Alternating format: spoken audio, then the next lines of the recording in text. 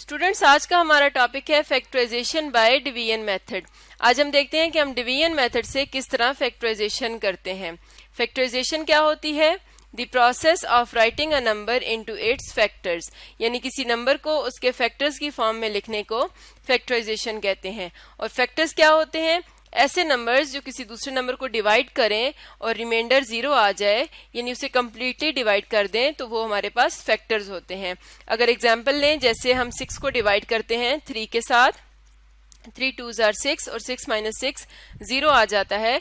ये 0 आपके पास रिमाइंडर है, ठीक है। तो रिमाइंडर 0 आने का मतलब है कि 6 कम्प्लीटली डिवाइड हो गया 3 से, और 3 6 का फैक्टर है। तो जब हम किसी नंबर को उसके फैक्टर्स की फॉर्म में लिखते हैं तो ये उसकी फैक्टराइजेशन होती है।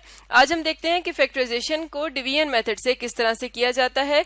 तो सबसे पहले एक एग्जाम्पल लें। अगर हम 42 की एग्जाम्पल से इस कॉन्सेप्ट को समझें, तो 42 को हमने किस तरह से करना है, इसको डिवाइड करना है प्राइम नंबर्स के साथ। प्राइम नंबर्स के साथ इसको डिवाइड करेंगे और इस तरह से डिवाइड करेंगे कि आखिर में आपके पास 1 आ जाए। अब प्राइम नंबर्स क्या होते हैं? ऐसे नंबर्स होते हैं जिनके सिर्फ 2 ही फैक्टर्स होते हैं। ऐसे कौन से नंबर्स हैं जिनके सिर्फ 2 ही फैक्टर्स होते हैं? जैसे 2 हो गया, 3, 5, 7, 11 और इस तरह से बहुत से नंबर्स हैं जिनके सिर्फ 2 ही फैक्टर्स हैं। ये 1 के अलावा और अपने अलावा किसी और नंबर से डिवाइड नहीं होते। इसका मतलब इनके 2 ही फैक्टर्स होते हैं, एक 1 और एक ये नंबर खुद। तो हमने डिवीजन मेथड से जो फैक्टराइजेशन करते हैं उसमें सिर्फ प्राइम नंबर से हम डिवाइड करते हैं। तो 42 को अगर हम 2 से डिवाइड करें तो क्या आ जाता है, इसको हम डिवाइड करके देख लेते हैं साइड पे।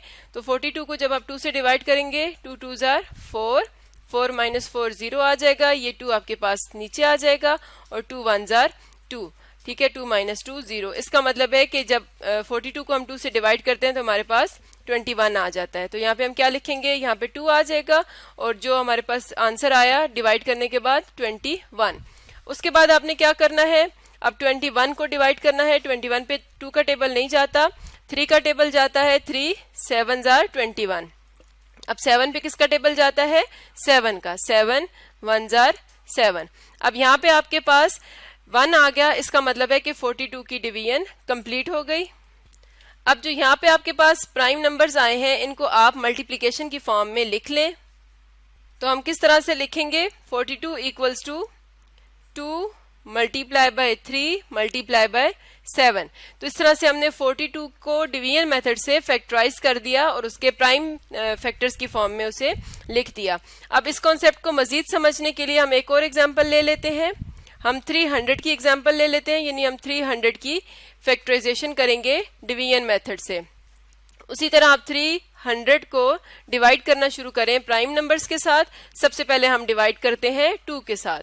तो 300 को जब हम 2 से डिवाइड करते हैं तो हमारे पास क्या आ जाता है, इसको डिवाइड करके देखते हैं। 2 1s are 2 और 3 - 2 1 आ जाएगा, ये 0 आपके पास नीचे आ जाएगा, और 2 5s are 10 आ जाएगा। 10 - 10 0। अब आपके पास ये 0 नीचे आ जाएगा और 2 0s are 0 आ जाएगा, ठीक है। अब इसका मतलब है कि 300 को जब आपने 2 से डिवाइड किया तो आपके पास 150 आ जाएगा, और 150 आपने यहाँ पे लिख देना है। अब आप जब 150 को मजीद 2 से डिवाइड करेंगे तो क्या आ जाएगा, यहाँ पे डिवाइड करके देखते हैं। 150 डिवाइडेड बाय 2, 2 7s are 14 और 15 - 14 करेंगे 1 आ जाएगा, और ये 0 आपके पास नीचे आएगा तो 10 बन जाएगा, और 2 5s are 10। तो आपके पास क्या आ गया, 10 - 10 0। इसका मतलब है कि 150 को जब 2 से डिवाइड करते हैं तो 75 आ जाता है। अब 75 पे 2 का टेबल नहीं जाता, इसको 3 से डिवाइड करेंगे तो क्या आ जाएगा, 3 2s are 6 और 15, 3 5s are 15। आपने इसी तरह डिवीजन मेथड से डिवाइड करके देख लेना है।